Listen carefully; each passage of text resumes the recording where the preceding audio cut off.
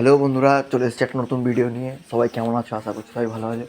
অনেকদিন পর চলে এসেছি, তো অনেক বৃষ্টি হচ্ছে। বৃষ্টিতে অনেক মাছ চলে গেছে। বৃষ্টিতে আমার অনেকটা লোকসান হয়ে গেছে পয়সা। তো গাপ্পি মাছ ছিল অনেক, তো চলে গেছে এখান পাইপটা দিয়ে। আর তাই জন্য আমি এরকম তিরপল চাপা দিয়ে রেখে দিয়েছি, দেখতে পাচ্ছ। এই বৃষ্টিটা পড়ছে এখানে, এই যে।